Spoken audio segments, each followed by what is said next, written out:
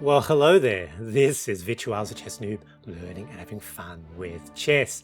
Don't miss out on your copy of my new book, 50+2 Chess Quick Wins, Tactical Ideas for Exciting Chess for Beginner Players, now available on Amazon. Now, winning by delivering a beautiful checkmate is one of the intellectual pleasures of chess. However, I'm going to propose that wrangling a forced draw from a completely losing position is a rarer fruit that is just as sweet. Let's go take a look at this game. I had the white pieces and I played a Smith-Morra Gambit Accepted against Black's Sicilian defense. Starting, of course, with the Sicilian, e4, c5. Smith-Morra Gambit, d4, captures, c3, and now Smith-Morra Gambit Accepted. Capture back with knight, knight develops, bishop out, potentially looking at the weak f-pawn, other knight comes out, that's cool. We now develop the knight, very normal, e6, and now short castles. So Smith-Morra Gambit Accepted, very good line for white against the Sicilian defense, takes it out of Sicilian lines, it's completely solid. Now, I will say, however, that I'm still, trying to learn the nuances of the Smith-Morra Gambit. So some of the ideas, some of the tactical approaches, I still don't quite have a sense of yet. So it'll be interesting looking at this game and seeing some of the sort of errors that I make.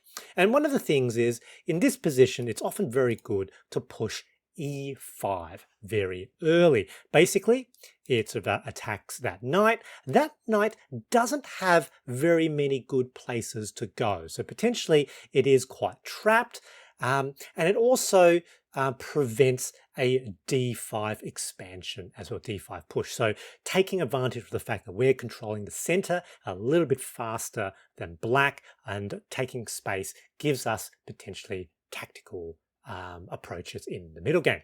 So they develop that bishop. That's not very accurate. There's no real target here. That knight isn't really pinned. So that is a bit of an inaccuracy. And in this position, it's about plus 0.5. Now I play queen to e2. That's fine. But I think maybe pushing that pawn right away would have been a little bit better because captures. And here I potentially do have a potential problem with, particularly with d5, because I don't have that extra defender there now. So you can see for black, their best move was immediate d5. Instead, they decided to push a flank pawn. They probably weren't quite sure of the position, and this is something that happens a bit in the Smith-Morra Gambit. Black's not quite sure how to play. Now here, I decided to centralize one of my rooks. You can see Stockfish reckons that e5 immediately it's best because it prevents this, also attacks the knight. They develop another flank pawn. Again, I think these are sort of waiting moves. They're not too sure what to do. Potentially there's an attack on the bishop here. And I think here I actually make a mouse slip. Yep. So here we go. a3. That was basically a mouse slip. I kind of wanted to play a4. Either way, it's inaccurate because I've already castled kingside. Black can try to expand down to queenside. There's nothing really there. And this potentially wastes a move. And in fact, here we're back to 0, 0, 0.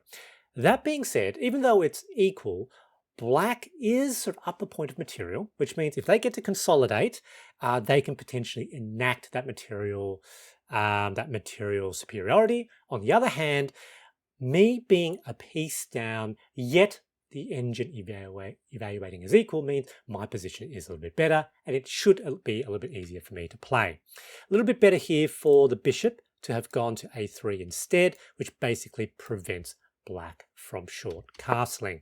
Here we go, attack on the bishop. I pull the bishop back. They fear and care that bishop, makes sense. Here I decide to push the pawn. Attack on the knight, and again, as I said, there's no real great places for the knight.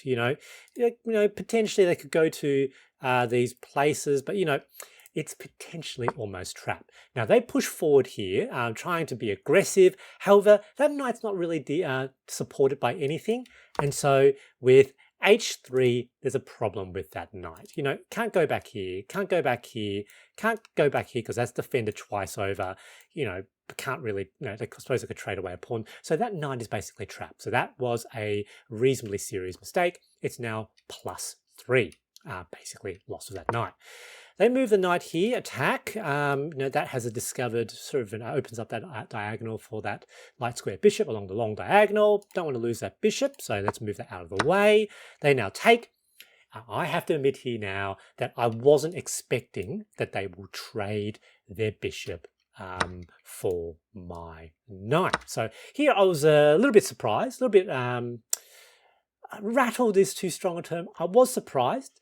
And that surprise actually led me to lose my sense of positional continuity. So you remember that knight was defending that pawn, that queen was defending that pawn, two defenders, which basically works against, you know, with sort of the knight attacking here. However, I basically forgot about that without even thinking. So look, captures, don't want to open up the G file, so I took with queen, but immediately on taking with queen, I realized I made a mistake. So I should have taken with this pawn. Now, normally we don't want to open up our G file when the king has castled short because it does expose the king. However, in this case, I win one piece and this knight is still trapped. I win a second piece. For that, definitely worth opening up the G file. Here, I now lose that pawn and they even win tempo on my queen. So as soon as I made that move, I pretty much worked out, oh no, I've made a mistake. Really shouldn't have done that. Whoops, pressed the wrong button. There we go. And now I thought, I'm going to have to try to create some threats. Now, what have I got here? Black's king is still in the center. They're probably, however, going to castle short if they're going to castle at all. Doesn't make sense to castle onto the queen side with those pawns being pushed forward and, you know, no good defenders there. So I want to launch an attack on that side. So potentially, you know, that could be something very good, you know, potentially queen here looking down the G file.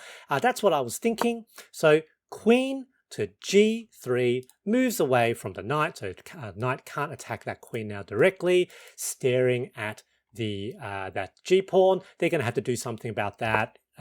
Here, they played a good move. Move the queen out, potentially with an attack. Also, the defense made sense. Here, I decide to attack the knight with a battery. Stockfish calls this a mistake. This is actually the third best move in the position. Best move was quite hard to find in a fairly complicated position. So best move of was A4, not particularly obvious, so that's the best move.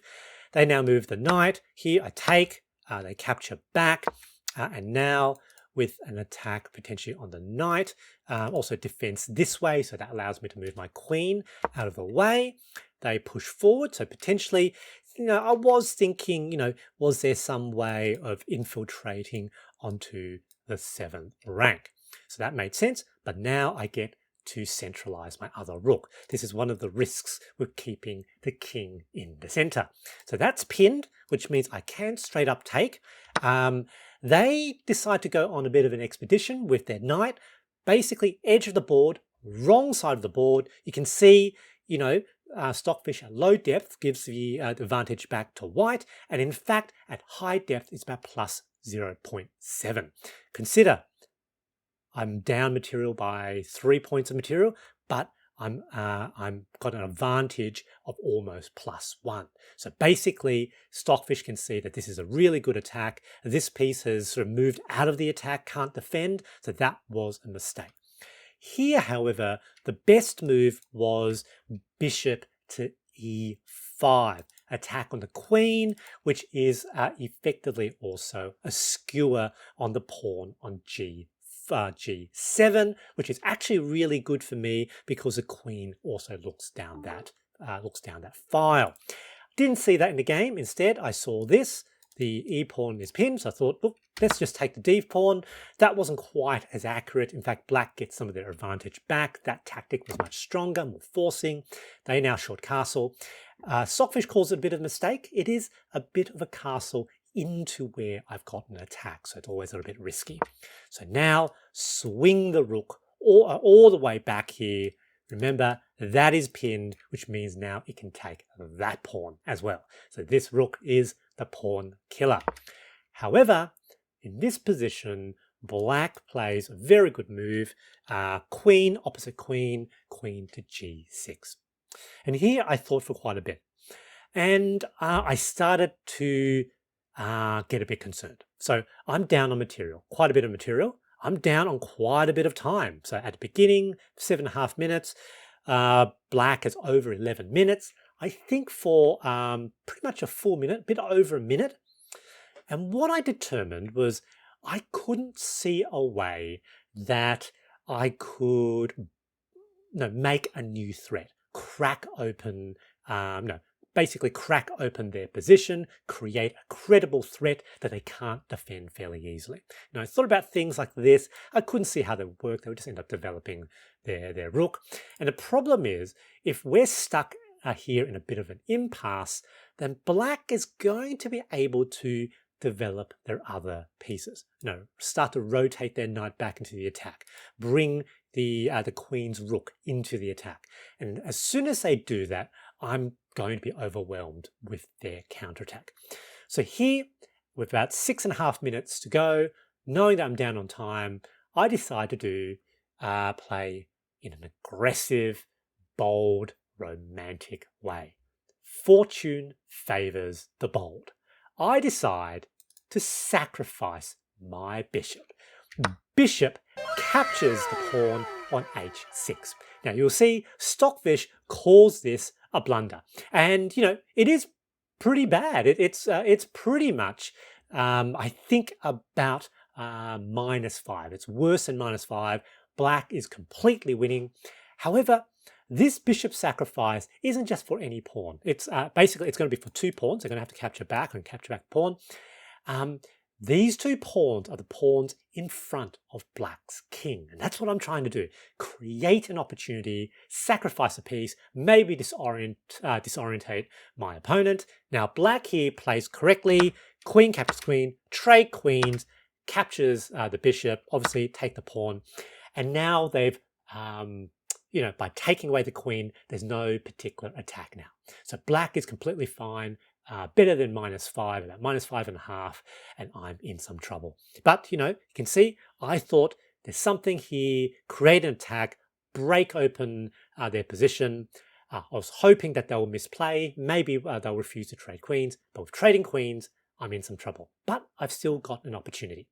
I did realize, though, in this position, I probably couldn't win. I'm just down too much material. I don't have enough resources for the attack. However, I thought, so black's turn, pull the rook back.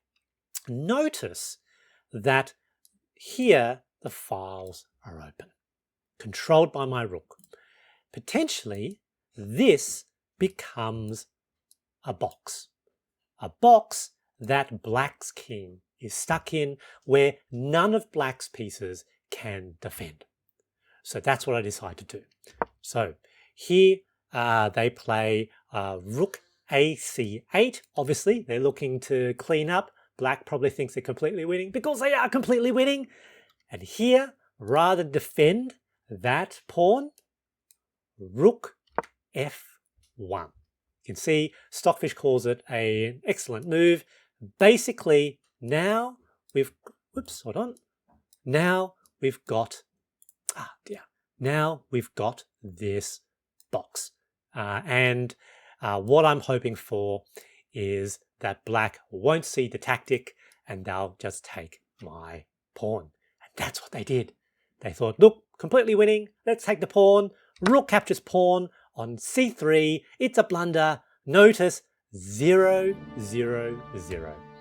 And can you see what my tactic was? It's closed. This rook fully controls these 2 files, and basically this rook can now move along the 4th rank between the H and G files, and the king is trapped. So rook g4 cannot come onto the F file.